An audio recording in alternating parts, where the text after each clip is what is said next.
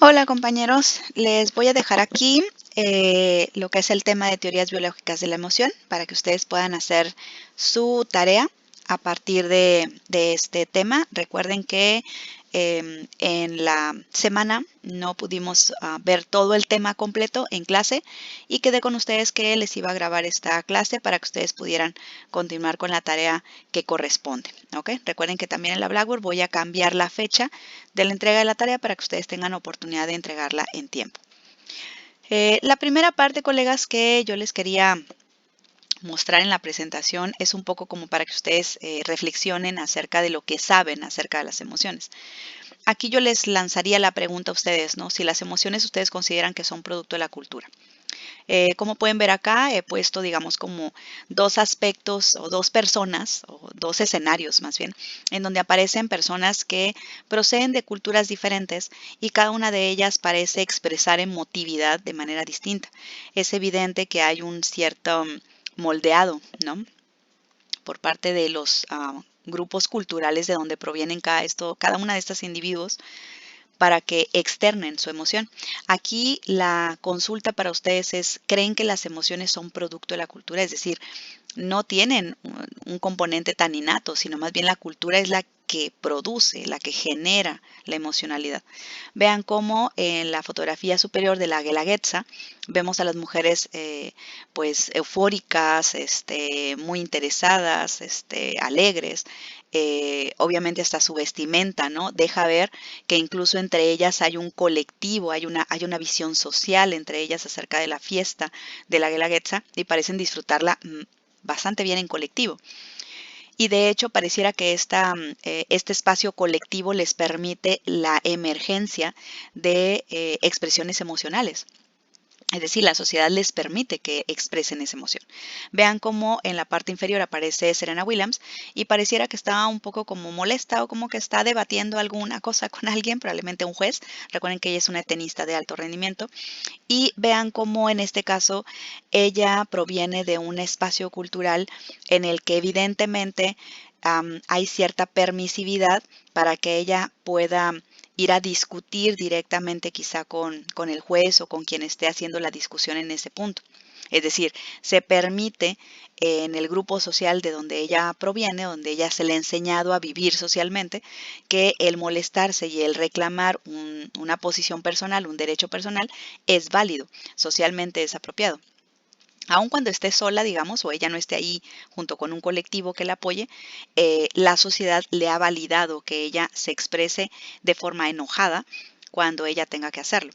Por eso es que la pregunta para ustedes es si las emociones tienen como este producto de la cultura, porque podría parecer aquí que estas mujeres están externando emociones en vinculación con los patrones sociales de donde ellas proceden. Es decir, Serena tiene la validación social de enojarse en vivo y en directo frente a todos. Y en el caso de las mujeres de la Guelaguetza, evidentemente también tienen esa posibilidad de estar felices frente a todo un grupo social que, digamos, patrocina que tengan esas emociones, ¿no? Otra consulta para ustedes sería si las emociones se experimentan en las personas gracias a un sentido común. Es decir, estas emociones que ustedes conocen como estar contento, triste o enojado, básicamente están ahí siempre, ¿sí? Es decir, no es tanto la cultura, sino probablemente nacemos con esta sensación como la que vemos en el bebé de la esquina superior derecha. O sea, somos capaces de entristecernos, de sentir dolor, de externar expresiones faciales que permiten al otro saber que me está doliendo, que me siento triste, que algo me lastima. Y estas emociones probablemente se vivan desde siempre sin tener ningún entrenamiento. O sea, la cultura no nos entrena, no nos dice cómo experimentarlas, sino que básicamente cada quien las vive como a manera muy espontánea. ¿Será entonces que las emociones las experimentamos así? Es decir, no hay ningún entrenamiento para externar nuestra tristeza o hay una capacidad así como espontánea, pura, que brota de nosotros para externar cuando tenemos asco o repugnancia. ¿Cuál será entonces aquí la posición de lo innato, no? Y una consulta más, ¿creen ustedes que la expresión si quieres ser feliz, solo sonríe, será real? Es decir, ¿con que una persona solamente ponga una sonrisa en su cara, se sentirá feliz? ¿Será suficiente para vivir la felicidad? Esa es una, bueno, expresión, digamos, común, ¿no? Como, pues, sé feliz, y la advertencia de la comunidad es como, ponte en modo feliz, ¿no? O sea, adquiere la forma para que tengas esa emoción. ¿Será que solamente pedirle a la gente algo tan simple se alcance realmente esa emoción? ¿Será posible que una expresión facial como mover los labios, mostrando una sonrisa, nos hace internamente percibirnos felices? Y finalmente, el razonamiento es el origen real de la emoción. Es decir, la emoción no es que venga de un proceso específico, sino que en este caso, quien origina la emoción es el razonamiento. Como ven ustedes aquí tengo varios memes y solamente para que ustedes entiendan los memes y se puedan reír un poco de ellos, es que tienen que usar primero el pensamiento, o sea, tienen que saber qué significa esto del meme de Drake, por ejemplo, o qué significa cuando Patricio dice la mayonesa es un instrumento. E incluso abajo, ¿no? Cuando dice, hola, somos el equipo 4 y les vamos a hablar de la fotosíntesis, estos sujetos del medio tiempo. Vean que ustedes necesitan como mucho elemento cognitivo en sus cabezas para entonces sentir risa, es decir, alegría acerca de estos memes. Entonces, ¿será que la emoción realmente requiere el pensamiento para poder, digamos, percibirse algo como que es alegre? O sea, la etiquetación de ser algo, de que algo es triste o algo es odioso, sucede solo cuando el pensamiento está presente, cuando el pensamiento lo cataloga, cuando el pensamiento dice que esa cosa es para alegrarse o ese fenómeno es para entristecerse. ¿Ustedes qué opinan? Bueno, vamos viendo la definición de emoción que les tengo acá. Dice que es una especialización conductual. Eso significa de entrada, colegas, que la emoción se ve, es visible, se puede, digamos, como observar con facilidad en los individuos. Tiene una condición comportamental, ya sea en la expresión facial o incluso el cuerpo, ¿sí? Nuestras extremidades, nuestro tronco, demuestra que estamos emocionados. Y también, por supuesto, son especializaciones fisiológicas, es decir, tenemos un sistema nervioso que se ha especializado a sí mismo en todos estos años, millones de años que nos volvimos homínidos, para que se presenten las emociones.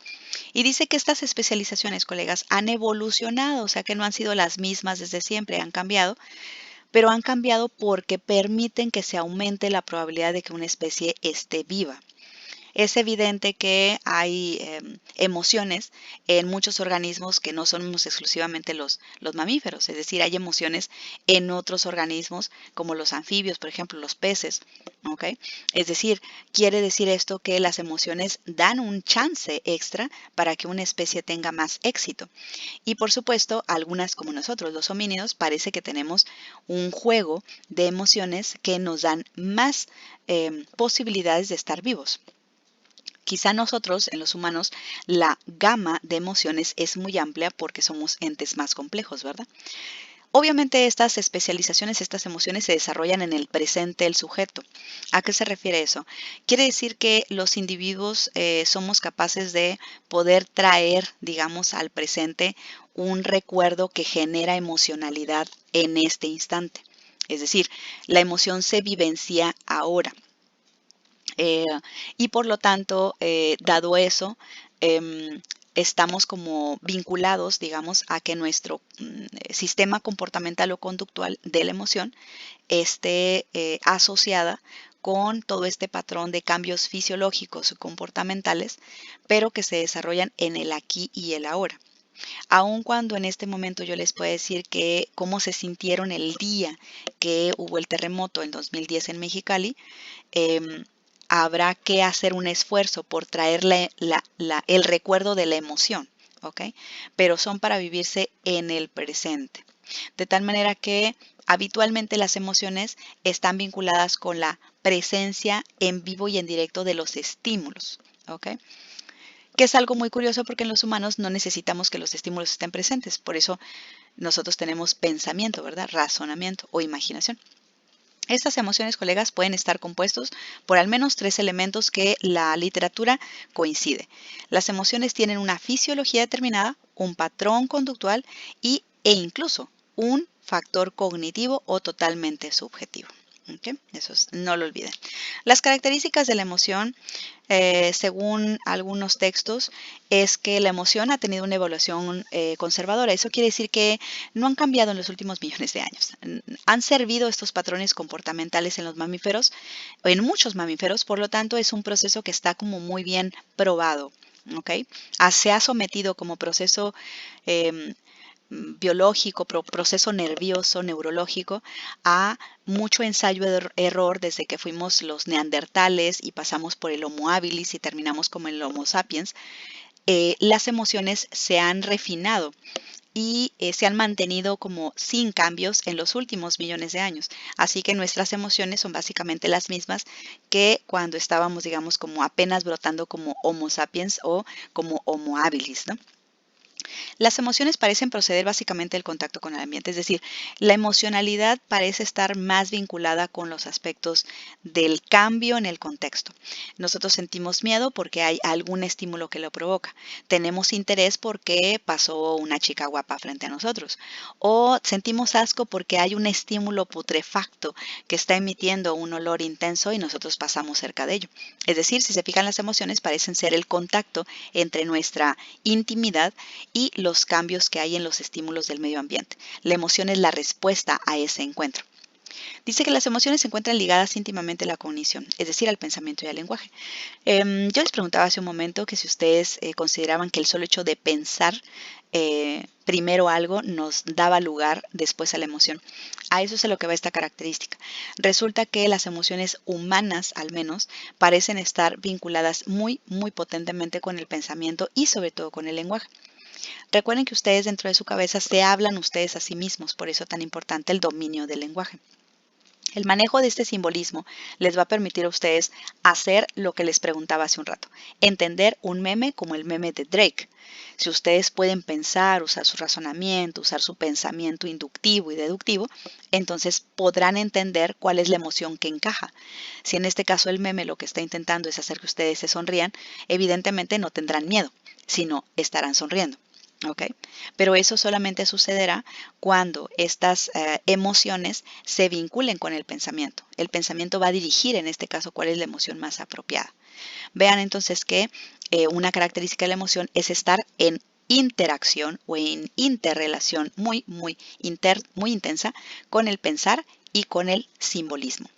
Las emociones requieren como antecedente procesos que ustedes ya conocen, como la sensopercepción, la motricidad, la memoria y el aprendizaje. Todo ello se necesita tener como previo, digamos, dominado en el sistema nervioso para que las emociones puedan surgir. Por supuesto, las emociones, como dice acá, al parecer son más innatas que adquiridas. Al principio de esta presentación yo les preguntaba si consideraban que las emociones son producto de la cultura. Hasta donde sabemos, no. Las emociones son producto de nuestros genes. Las emociones son totalmente biológicas, pero tienen un marco de expresión cultural. Es decir, todos los humanos sentimos interés.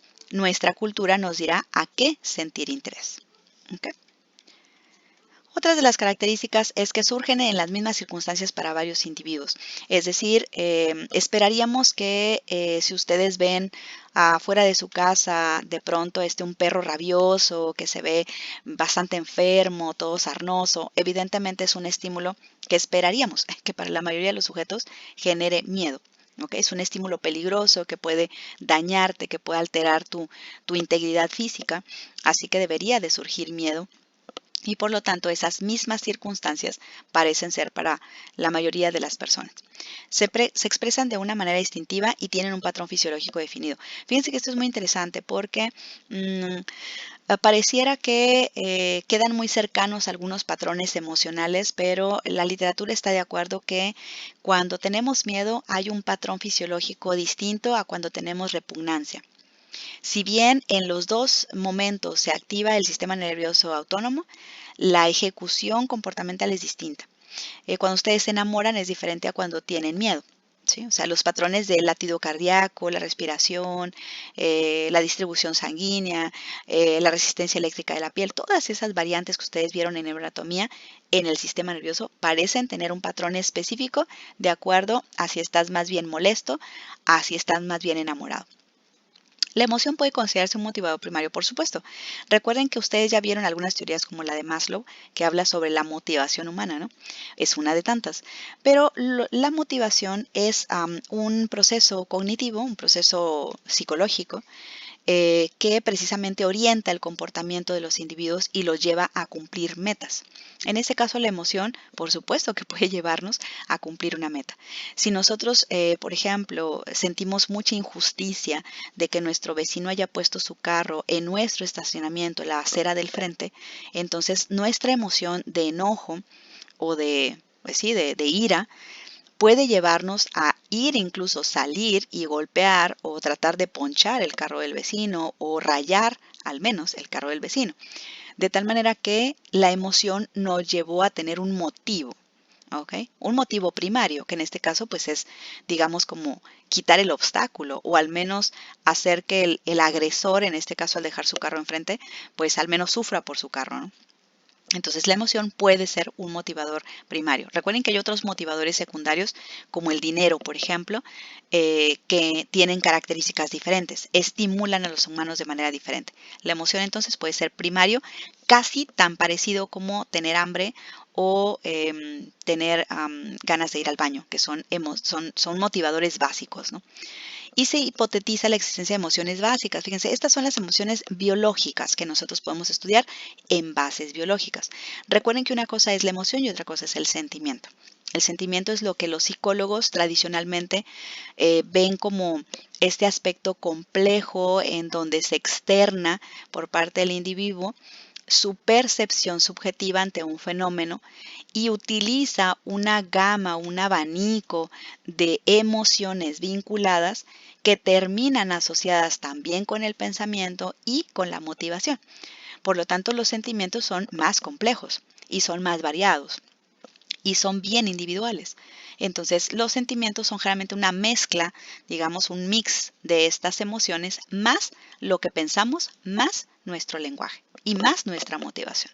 Vean entonces que las emociones que podemos hablar como básicas serían el miedo, la ira o el enojo, la repugnancia o el asco, la tristeza, la amenaza y el daño, la alegría o el interés, que también la llegamos a asociar con el amor o incluso con la sorpresa. ¿Okay? ¿Cuáles son los niveles de presentación de la emoción en el humano? ¿O cómo es que se reconoce que la emoción está presente? Sabemos que es un proceso, es decir, hay muchos pequeños pasitos, ¿no? Pasos pequeños para que la emoción se presente. La primera es que debe haber un estímulo relevante. Es lo primero que conocemos como esta condición que desencadena la emoción. Lo segundo es que debe haber una experiencia personal que interpreta ese estímulo. Otra vez, si vemos un perro fuera de la casa y lo vemos todo sarnoso y así como todo rabioso, puede ser que algunos de nosotros no tengamos miedo, aunque esperaríamos que lo tengamos todos. Pero puede ser que lo que perciban es que ese perro está desamparado y que necesita protección. Ahí se fijan, hay una experiencia interna, subjetiva, muy particular. Aquel que vea al perro sarnoso como un peligro externará miedo. Aquel que vea como el perro como desamparado externará interés o incluso hasta tristeza. Por supuesto, para que la emoción también tenga lugar, debe haber un proceso valorativo, es decir, debe haber un procesamiento cognitivo acerca de la experiencia vivenciada. Como en este caso, si pensamos en el vecino que ha puesto el carro enfrente, podríamos pensar que es un mal vecino, nos quiere hacer daño, es una persona con maldad. Si se fijan, ya empezamos a usar la cognición, no la emoción pura, sino estamos pensando las intenciones oscuras y malignas que tiene el vecino al colocar el carro en la acera de nuestra casa. Obviamente también la emoción tiene un cambio fisiológico, hay una activación física a través del sistema nervioso autónomo y por supuesto hay un factor que le va a mostrar a los otros que tenemos emoción. Ese factor es como la punta del iceberg, es lo que vemos todos, ¿no? Vemos, vemos a un individuo que se le levantan los cabellos de la cara, que a lo mejor muestra los colmillos, que levanta las cejas, que abre las órbitas oculares. Evidentemente está molesto, ¿ok? Esa es la parte de la expresión de la emoción y obviamente la emoción permite un sistema de comunicación básico. ¿Okay? La emoción permite que el otro sepa que yo estoy molesto, o estoy triste, o estoy enamorado o interesado. Es como una vía muy básica para hacerle saber a los otros lo que ocurre en mi intimidad mental, ¿no? Por supuesto, como decíamos hace rato, la emoción tiene un efecto motivador, nos hace hacer cosas. Como decíamos, si estamos tan molestos porque el vecino puso su carro enfrente, puede ser que salgamos a rayarlo o puede ser que simplemente salgamos a tocarle la puerta a la casa del vecino y reclamarle que quite su carro. Es decir, nos moviliza para la acción. Y por supuesto, toda esta presentación, toda esta cadena de elementos nos lleva a que la emoción tiene un objetivo. El objetivo es que estemos mejor adaptados al entorno que cambia. Si nosotros le reclamamos al vecino y le gritamos o le rayamos el carro, podríamos pensar que en algún momento el vecino evitará dejar su carro entonces enfrente para causar un problema con nosotros o para no pelearse con nosotros o al menos para no recibir el rayón en la pintura nueva de su carro, ¿no? Vean que aquí tengo alguna especie como de definición de algunas emociones, nada más las vamos a revisar con mucha rapidez, ustedes ya las conocen, ya las vieron probablemente en procesos y simplemente vamos a revisarlas muy en genérico. Fíjense que el miedo pareciera ser una interpretación del individuo de una situación como potencialmente peligrosa o amenazante. Por supuesto que pueden ser miedos desde el punto de vista psíquico, solamente para el sujeto, como cuando pensamos que hay un fantasma en la cocina, o pueden ser físicos, que realmente estamos sintiendo que el piso se mueve, ¿no? Como cuando está temblando aquí en Mexicali. Obviamente, lo que sabemos es que el miedo como emoción puede impulsar a la defensa. Es una de las posibilidades de respuesta que tenemos los humanos, de poder defendernos para poder mantener nuestra integridad física ante este tipo de peligros, ¿no? También, por supuesto, el miedo, dice, puede ofrecer apoyo motivacional para aprender nuevas respuestas de enfrentamiento que evite que la persona se tope con el peligro en primera instancia. Es decir, el miedo de alguna forma también nos permite la evitación. Si nosotros sabemos que tocar una olla o tocar un rizador de pelo cuando está conectado puede generar mucho calor que puede lastimar mi mano, entonces la idea es generar ese miedo, ¿no? El miedo permitirá que no nos acerquemos a ese objeto.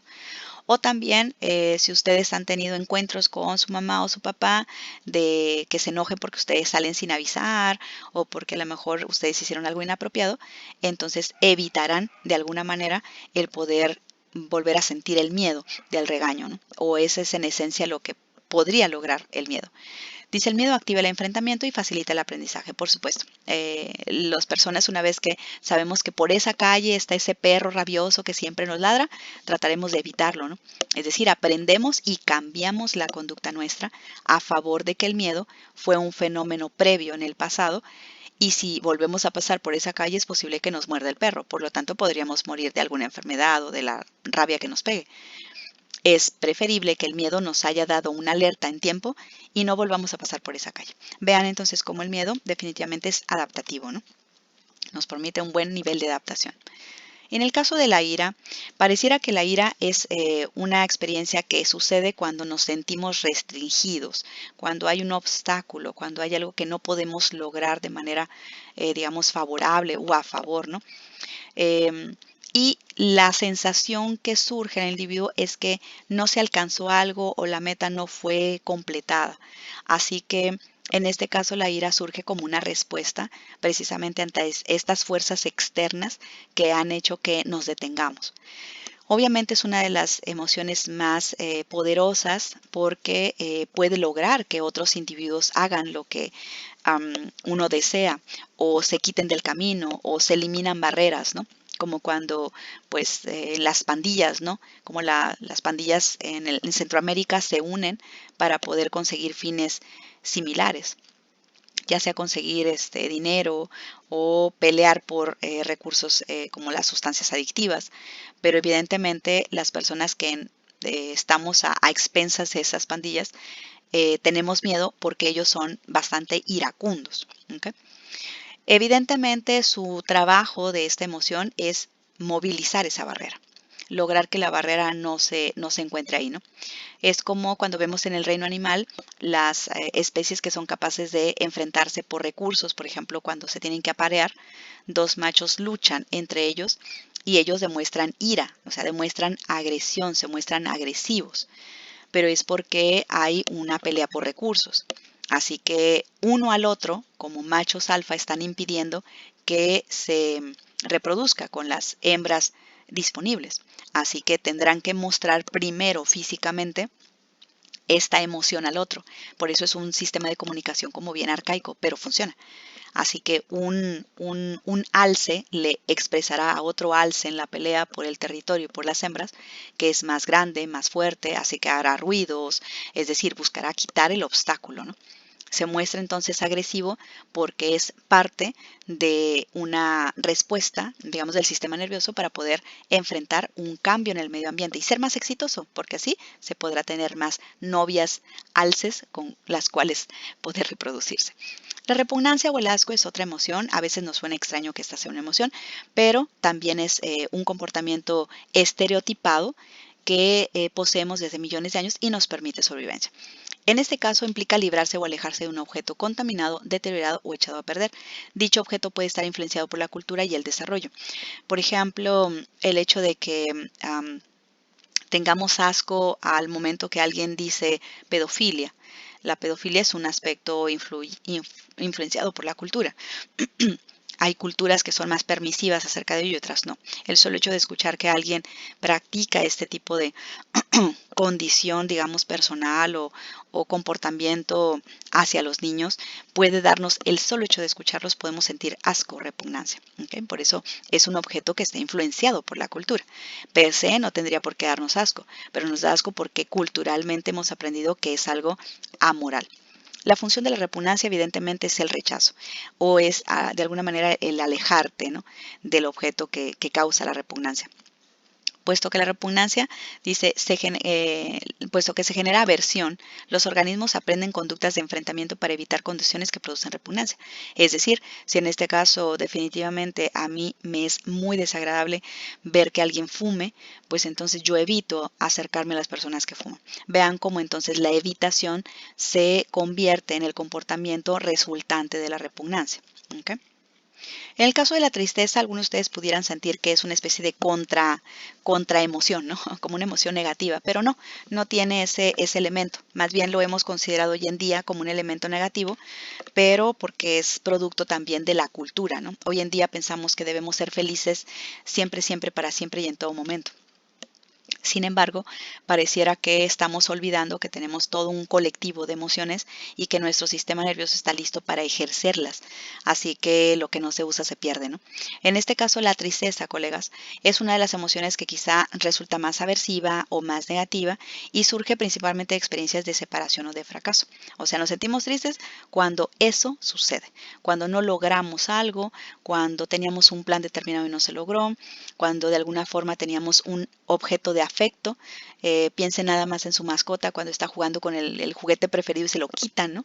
En ese momento hay tristeza. ¿Okay? Porque se ha separado el objeto de favoritismo o de preferencia.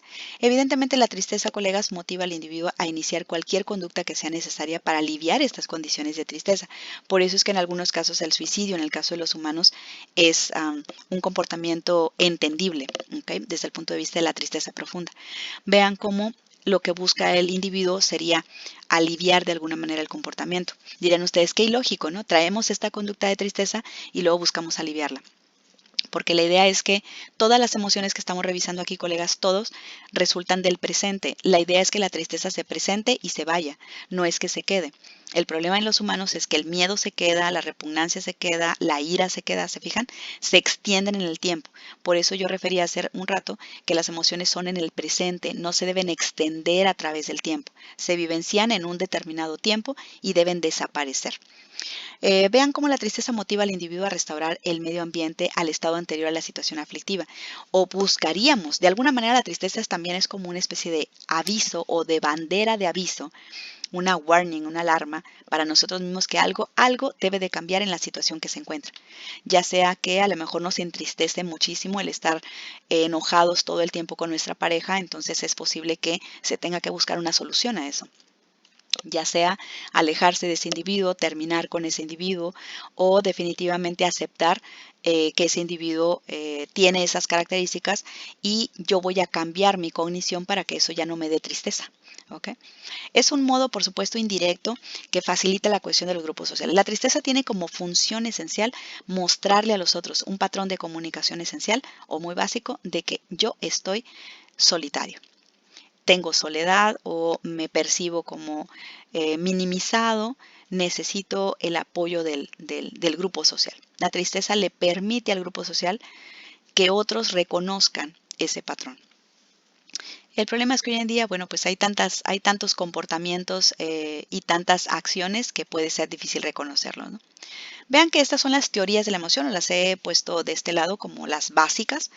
Vean cómo entre las teorías de la emoción las tenemos del tipo introspectivo, que estas son pues todas aquellas que ustedes conocen como incluso en la escuela existencialista, en la escuela gestáltica, ¿no?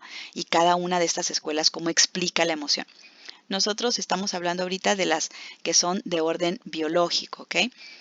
Y las cognitivas, que son quizás las últimas que han surgido del 90 para acá, del 2000 para acá.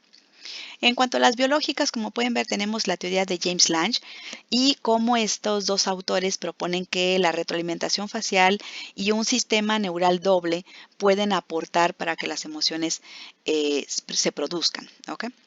Y por otro lado tenemos la teoría de Cannon-Bard que propone algo un poco opuesto a la teoría de James Lange.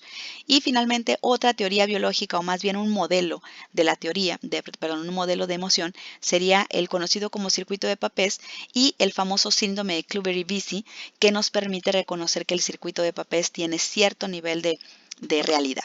Vamos viendo qué pasa con la teoría de James Lange o de qué trata. Fíjense que la teoría de James Lange dice que la experiencia emocional es el resultado de la retroalimentación referente a su estado interno, es decir, excitación periférica y de la conducta en la cual se desempeña. La corteza cerebral evalúa los cambios corporales y les asigna una emoción. Hay una hipótesis importante de la retroalimentación facial. Fíjense qué significa esto. Para estos dos autores, James y Lange, quiere decir que la emoción surge porque nuestro cuerpo cambió, no porque nuestra cognición nos dice que hay que emocionarnos, sino que lo que sucede primero en la cadena de eventos es que primero el corazón empieza a latir fuerte y luego mi cabeza o mi cerebro dice, ah caray, está latiendo muy fuerte, entonces tengo miedo. Vean cómo aquí aparece el diagrama que se vincula con esta teoría. Dice que hay una percepción de estímulos excitadores de la emoción y hay cambios corporales, tanto en las vísceras como en sistemas esqueléticos como los músculos. Estos cambios físicos, el cerebro los interpreta como una emoción. Así que nuestra emoción no surge en la cabeza, por así decirlo, surge en las vías fisiológicas que cambian ante los estímulos.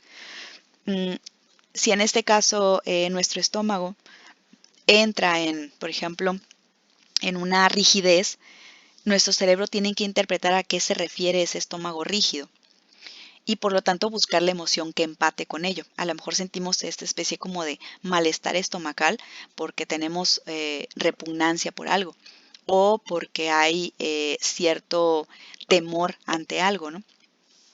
Vean que acá para James y Lange, para que pueda existir esta interpretación de la emoción, debe haber una retroalimentación a través de vía talámica, como lo veíamos acá en la parte superior.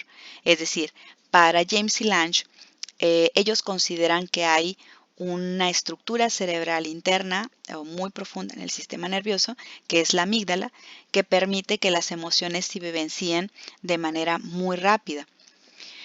De tal manera que es primero la amígdala la que asigna la emoción. Y luego hay una vía lenta, que ellos llaman como la vía lentificada, y esta se conoce como la sección de la corteza cerebral. Para James y Lange, entonces, este doble procesamiento tiene que ver con este gráfico. Para que entonces primero reaccione nuestro cuerpo ante un fenómeno del ambiente, la amígdala será la primera que toma la batuta en la emoción. La amígdala decide si estamos contentos, estamos interesados. Pero será hasta después que la corteza cerebral se entere y la corteza cerebral le asigna después, solo y después, le asigna la etiqueta de me siento feliz. ¿Ok? No es que primero pienso y luego me emociono. Digamos que aquí primero me emociono y luego pienso. Y por lo tanto, el pensamiento solo, digamos, como etiqueta a la emoción. ¿Ok? Por otra parte, la teoría de Cannon-Bard es como lo opuesto. Para Cannon-Bard sí debe haber una experiencia mucho más subjetiva, debe haber un pensamiento que lleve entonces a la generación emotiva. Dice, un estímulo emocional estimula al tálamo, tanto como al hipotálamo, a la corteza. La corteza genera respuestas subjetivas y el hipotálamo organiza la respuesta conductual y autónoma. Para Cannon y Bard, el diagrama, digamos, es un poco lo que todos creemos, el sentido común, ¿no? Yo pienso en algo que me emociona y por lo tanto me emociono. En este caso, a diferencia de lo que veíamos con James y Lange, no es que yo sienta el estómago así como detenido, como una especie de mariposas en el estómago, sino más bien se percibe el estímulo excitador, pasan a nivel de la corteza hacia la sección del tálamo, hacia la corteza, o del tálamo hacia el hipotálamo, e inmediatamente estas dos estructuras o estas dos zonas cerebrales llevarán a los cambios físicos, pero a la par se crea una experiencia personal de emocionalidad. Es decir, yo ahora veo el estímulo e inmediatamente es mi cognición la que orienta la emoción. Si yo creo que ese perrito que anda afuera, sarnoso y todo mugroso, en realidad me causa tristeza, entonces mi corazón late, mis músculos, mi estómago laten en relación a la emoción que yo experimento subjetivamente. Y los cambios fisiológicos vienen de esa manera. Incluso Cannon decía, es muy lógico pensar, más bien, que mi estómago detecta primero que el oso que viene hacia mí es un estímulo peligroso. Primero mi cabeza, mi corteza cerebral tiene que determinar que el oso es peligroso y luego la emoción viene o sobreviene después de la interpretación de que el oso es algo realmente peligroso. ¿Okay? Entonces aquí se fijan, las teorías están un poquito contrapuestas porque James y Lange proponen una teoría que va como una especie de contrasentido común, ¿no? Primero es el cuerpo y luego la cabeza, y Cannon refieren que definitivamente no. Primero debe ser la cabeza, la que simbolice la emoción, asigne la emoción, y luego el cuerpo sigue esta tendencia. Y ya pues finalmente el hipotálamo hará los cambios que tenga que hacer en el cuerpo de los individuos. Hay otra evidencia acerca de las emociones desde el campo biológico que viene de un autor de apellido Papez, que él decía que había un circuito interno en el área del sistema límbico, incluso él lo llamó, bueno, él lo hizo parte del rinencéfalo, y él decía que formaban un anillo. Este anillo de zonas en la parte muy, muy interna del encéfalo provocan las emociones según su visión, y él piensa que debe de revisarse tanto la experiencia emocional como la excitación corporal. Para Papez hay dos vías para lograr estos sentimientos o estas emociones conscientes, ¿no? La vía del pensamiento y la vía del sentimiento. Si se fijan, se parece un poco a la propuesta de James Lange, en donde él señala, o al menos Papez reconoce, que hay una cierta calidad de la emoción que es vivenciada por el sistema límbico de manera, digamos, como mucho más directa, y una vía del pensamiento. También por pensar mucho se puede construir una emoción. Papez elabora un circuito donde la porción del giro del cíngulo representa un área de proyección primaria. Aquí está, digamos, parte de lo que pensaba Papez sobre la emoción. Para él, los estímulos emocionales debían llegar vía talámica a la amígdala e impactar al hipocampo. Es decir, acordarnos de que esas cosas son peligrosas o que eso es agradable o que eso que tenemos enfrente me causa miedo. Una vez que estas tres zonas, digamos, trabajaban coordinadamente, cada una de ellas, en este caso el hipotálamo, tendría que ir al área del sistema nervioso autónomo para producir conductualmente la emoción correspondiente. Y el hipocampo tendría que viajar hacia las secciones perdón, de las áreas corticales para extraer las memorias previas. Una vez que esto sucediera, tendría que viajar a través de la amígdala hacia el área prefrontal orbital, atravesando por el giro del cíngulo, precisamente para alcanzar, digamos, el nivel más consciente de la emoción y llegar hasta el área prefrontal medial.